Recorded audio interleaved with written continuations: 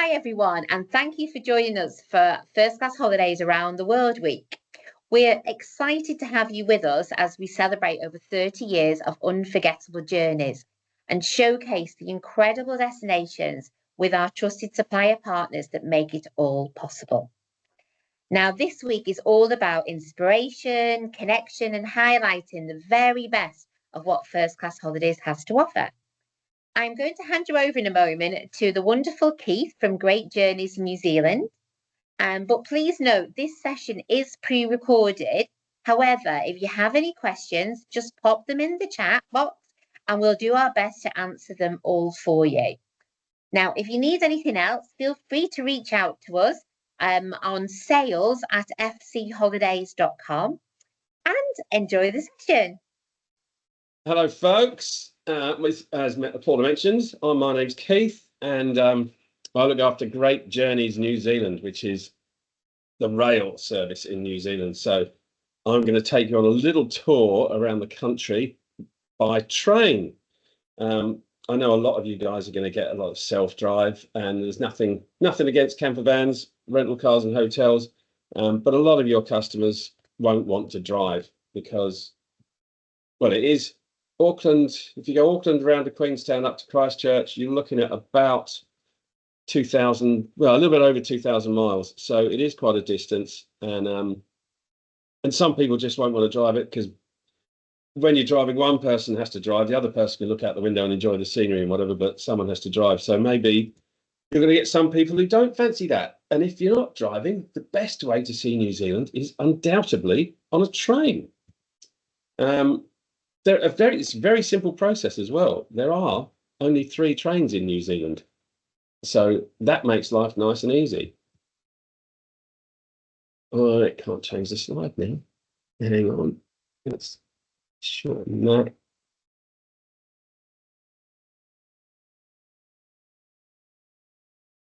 You all right? Is it not working your slideshow? Got it. We're away.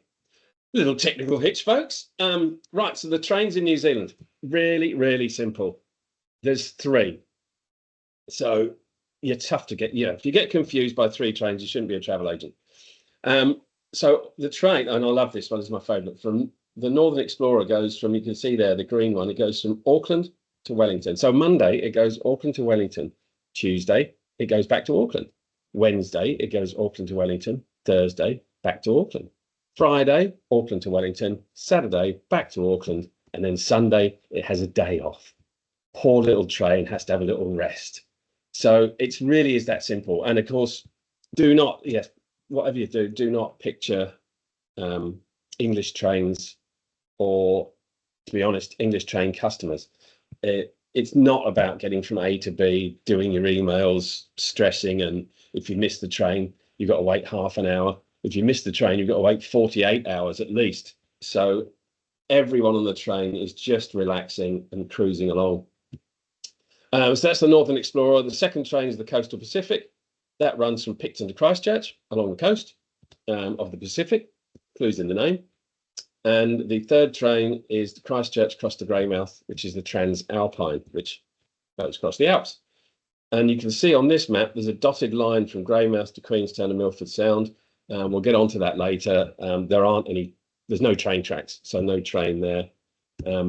That is part of that's on a coach because there is no, well, in fact, actually, what is it they call it here? That's a, yeah, it is a rail replacement coach, I suppose, isn't it?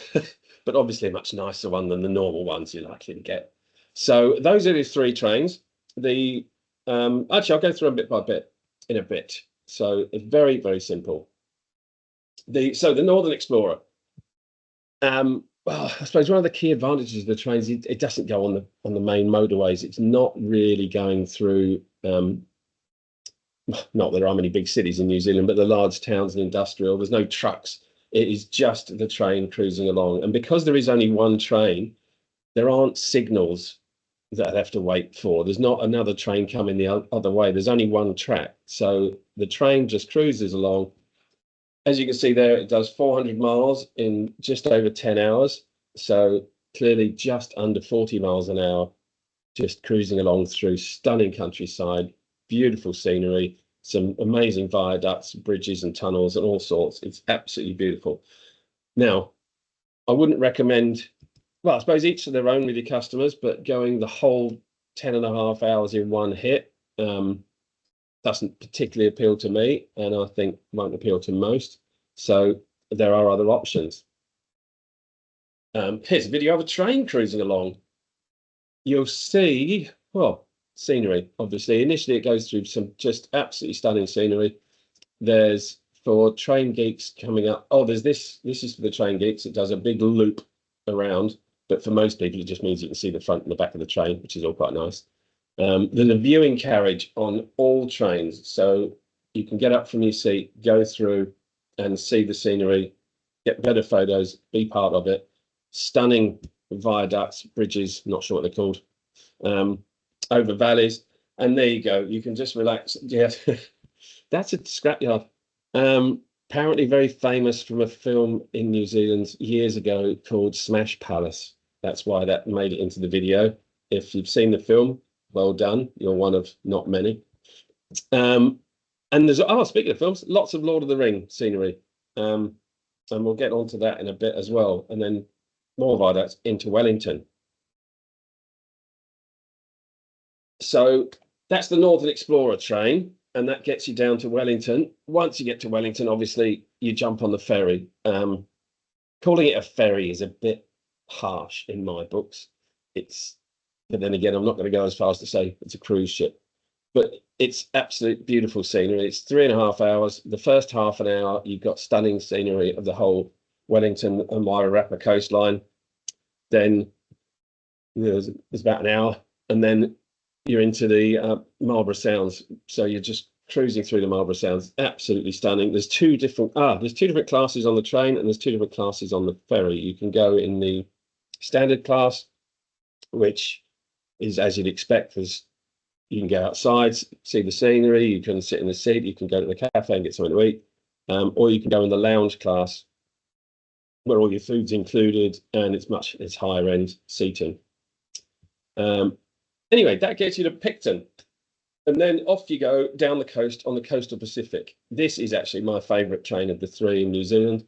It's about 5.5 hours, and again, you're doing about 40 miles an hour as an average, and you're cruising along. Well, initially you go through vineyards, which is beautiful. Then you're on the coast. You've got the sea on one side with dolphins and whales hopping around, and then on the other side you've got the Alps. It's just absolutely spectacular. And again, you're not going to do it in the 5.5 hours because it's very unlikely your customers are not going to want to get off in Kaikoura. So everyone will jump off in Kaikoura. And here's a bit of a video of that. One of the vineyards to start, and then Alps one side, and then as soon as you're out of the vineyards, you're onto the coast. And actually, one of the interesting facts of this is about 9 years ago, there was a big earthquake in New Zealand, and the land came up out of the sea. So part of this train track is actually on land that's only 9 years old, because it was before then it was underwater. Probably that bit. So yeah, I've got t-shirts older than that. So it just seems weird to have a train track on a piece of land that's that young. Again, just stunning scenery, beautiful stuff, and don't forget Kaikoura for sure. And through to Christchurch, and again, so you got the outside viewing carriage for getting properly involved. So Christchurch, sorry, we're all over the place. Christchurch, quick little aside from the trains. When you get to Christchurch, all of your customers are going to go to Christchurch. They're either going to land there, fly out of there, or pass through there. So sell them something, get them to do something. Everyone wants to actually do something. If you get couples, I strongly recommend the Tramway Restaurant. It's a vintage tram that cruises around. It does 2.5 laps of central Christchurch, and you have an amazing meal on the tram. It's actually in TripAdvisor's top 10 best fine dining in New Zealand, and the only one in Christchurch. So it's not fish and chips on a tram. It's really high-end food. You can have locally, it's all locally sourced. You can have locally sourced wine to match each dish. Just a wonderful thing to do for a couple. Probably not going to appeal to families because it's about £65 per person.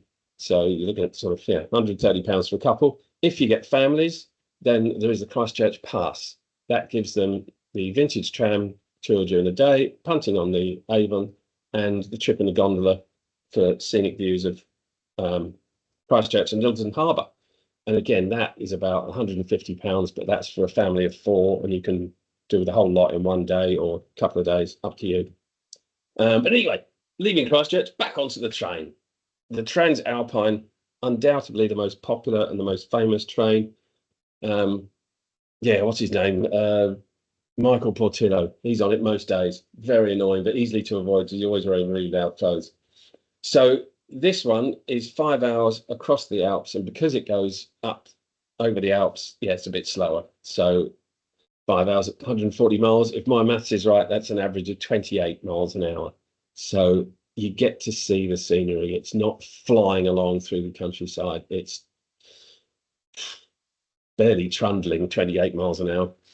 So you get to see the lot. And it's also obviously stops at Arthur's Pass for about 10-15 minutes. So you can jump off, get photos of the actual pass, and then back down the other side. It's always in the top 5 best train trips in the world. It's absolutely stunning. Here's a bit of a view of it. There's actually some more publicity. If you check out Channel 4, they've done 2 programs, New Zealand by rail. They aired very recently, actually, about March, I think it was. We had a journalist from the Daily Telegraph. She travelled on all 3 trains in actually part of our tour, which I'll get to. And that was printed in April. So yes, travelled in March, printed, I think it was 4th of April in the Daily Telegraph. It's obviously still on their website. And Susan Coleman has just done a programme on Channel 5, travelling around New Zealand. And there's 2 episodes of New Zealand, and she says this was the best train trip she's ever been on, which is nice. So as you can see, it's a much bigger train. The Transalpine is so much more popular. Oh, bit of bubbly. Perfect. What could be better? So that's the Transalpine. So for a bit more detail, these are the carriages. That is a standard class carriage, which is called scenic class because no one uses standard anymore. So a scenic class carriage, you've always get a table. So it'll be 2 seats, table, 2 seats. And as you can see, you've got very big panoramic windows, more light on the top. This one, you can take your own food on, or you can go to the cafe carriage and grab some food there, food, drinks. It's very relaxed and simple, and that's scenic. Then scenic plus is the higher end, and there's 1 scenic plus carriage per train. So the normal carriages take about 55-60 people. The scenic carriages, that is, the scenic plus takes 40 people. So you've got more space. All your food is included, all of your drinks, all beer and wine, not spirits, I suppose, actually. It's all locally sourced. And obviously, as you can see, it's white linen tablecloth, everything brought to your table is proper high-end, beautiful food, and it's just stunning scenery out the window the whole time. One slight difference for the Transalpine is there's 2 of the viewing carriages. On the Northern Explorer and the Coastal Pacific, there's 1 viewing carriage per train. In the Transalpine, there's 2 viewing carriages, 1 for scenic class and then 1 carriage for scenic plus. So that means for the scenic plus on Transalpine, there's only 40 people ever going to go through to the viewing carriage. And I did it recently, and there was every time I went through, there's probably only about 4 people. So you get a lot more space and a lot more access to the viewing carriage as well.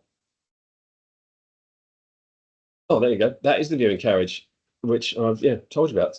It's nice. No smoking still. It's just a nice place to go. So what's very different for the last couple of years, and we're building on, is tours. Because as I said before, to go Auckland to Wellington in 10.5 hours is probably not what your customers want to do.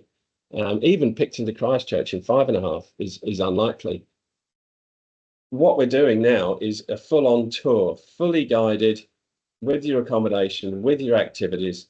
So, for example, someone could go Auckland to Wellington in 8 days, and that will include time in Auckland and Wellington. And so they'll jump on the train in Auckland with a guide, maximum group size of 20, travel down to Hamilton, and then everyone jumps off the train and you do local tours there. So you can go to the Waitomo Caves, or you might do Hobbiton, or out to Raglan. There is even one tour which takes you off there, goes into Rotorua and comes back to the national park. But as the train runs 2 days, clearly you have 2 days to do local tours. Then you jump back on the train with your guide, travel down to the national park, and again, you jump off for a couple of days, do some walks in the national park, do some localized tours down to Wellington, and a couple of days in Wellington. Then you go on the ferry across to Picton, and first thing you do actually is not get on the train. You go straight away on a wine tour. You go do some wine touring, then jump on the train down to Kaikoura, jump off the train, go and you've got a day in Kaikoura, 2 days in Kaikoura to go and see the whales, go dolphin swimming, swimming with the seals, whatever. Down to Christchurch, and again, you'll stop in Christchurch for a couple of days to see Christchurch, and then do the Transalpine. And then after Greymouth is obviously, as there isn't a train, that's when we convert to a coach. And again, it's a very small coach because, as I said, the maximum group size is 20, and the coach takes you the rest of the way down. So you can do that as a 17, 18-day tour from Auckland all the way to Queenstown. There's various different routes, which sounds weird because we're on the train, but there are different options, whether you go, say, for example, via Rotorua, or what activities you want to do, whether you want to do a tour that's based around food, or whether you want to do a tour that's based around just the New Zealand highlights. There's lots of options of tours and tour dates. And of course, you can break it up, because you might find one of your customers says, oh, do you know what? I'd like to do a train tour in the North Island, but I'm going to self-drive around the South Island. Or they might self-drive in the North Island and say, no, I'll do a tour in the South Island. You can do bits and pieces, obviously. You can do the Auckland to Wellington, you could just do the Picton to Christchurch, or you can do the whole thing. So the options are open, and we're very flexible to your customers' requirements.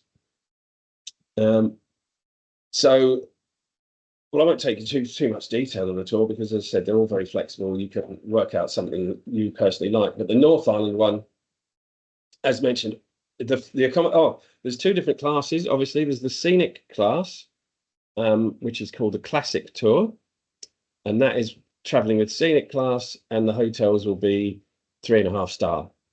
And obviously, you take your own food on the train, or you buy food in the cafe. I personally think more customers from the UK are going to go the signature tours, which is Scenic Plus, and they're 4 to 5 star, 4.5 star hotels, and all the food and all the drinks are included. So if you're traveling with signature tour from, as this example, just Auckland to Wellington, you've got the dinner cruises included, your experience, wildlife experience, the glowworm caves in Waitomo is included. All of this stuff's included. Your food is included, your drinks are included, your accommodation's included, and you've got a guide who will help you out. Well, to be honest, I think he or she will probably spend half their time being a concierge and half the time being a guide. But everything is in there, so your customers really don't have a lot left to spend money on, because their activities are there, their food's there. There's a little bit of extra food here and there. Breakfasts in all the hotels. And then South Island, the ferry is included. If you're in Classic cruise, then you go on the ferry as per standard class. If you're on the signature, again, you get the lounge on the ferry. So again, you get your food and the higher end experience. All of these experiences including the tramway restaurant that I mentioned earlier on, whale watching in Kaikoura. So the majority of the activities your customers are going to want to do are already in there, and you make that sale in one hit, and accommodation, food, activities, everything all in one go. So that's very nice and convenient. And yes, again, as I mentioned before, if you don't believe me, Anna Selby, the journalist at the Daily Telegraph, and her husband travelled recently, and they've done a write-up in the Telegraph. You've got Michael Portillo, though nobody believes him, and Susan Coleman, far nicer, and yeah, she's much more believable. And what else have we got? I know when we get to Queenstown, would be. I thought, have I missed anything else on the train? Oh, prices. So if you go Auckland all the way to Queenstown on with the classic tour, it's I think it's just under. Depends on the exchange rate. Obviously, you're looking at around £4,000 to £4,500. For the signature, it's about 7,000 per person, which I think compares very well with, well, to be honest, self-drive or coaches. And the beauty of the train is you can move about. You can go through the toilet. You can go use the. You can be in the open air carriage. It's not. You're not sitting. Yeah, it's better than a coach. There's a reason. There's a reason why there's rail replacement coaches, and there's no such thing as a coach replacement train. Anyway, you've now arrived in Queenstown. You've made it down there. Congratulations. It's amazing. Please spend a few days there. There's another company I look after that these guys can book, the Paula and the crew can book for you, is Altitude Tours. And very simply, they're the next level up for touring. So if you're going into Milford Sound, rather than going on a 53-seater coach and going out on a 300-seater cruise, which is fine, there's 16-seater Mercedes minibuses, and when you get to Milford, you go out on a boat which takes 150 people, but they never put more than 75 on it. So it's that next stage up. There's the Best of Queenstown tour, which does what it says on the tin, takes you around all the best stuff. So you do a bit of gold panning, you do see some Lord of the Rings, you see the Shot Over Bet, you can go Shot Over Jet. You could do bungee jumping. There's beautiful scenery and the Crown Ranges. You can do some wine tasting, and you can go on a lake cruise. The wine tour, Paula will rave about it to you whenever you see her. I loved it. Yeah. It's actually been voted on TripAdvisor the best wine tour in the world. That is quite an achievement. I think actually I looked at it, and it's got 18 tastings. Which may explain why it won best wine tour in the world. So yes, that is it for New Zealand for me. Any queries, anything you need, well, give Paula and the crew a shout.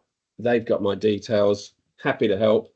And hopefully I will see you at some of the live events that we're doing in end of June, early July. Thank you very much. And I think I'm done. See you all soon. Oh, thanks, Keith. That was amazing. And yeah, I did really love that wine tour. I did all my colleagues who did the other Best of Queenstown tour as well. So thanks so much, Keith. And thank you, everybody, for joining us. And we'll see you soon.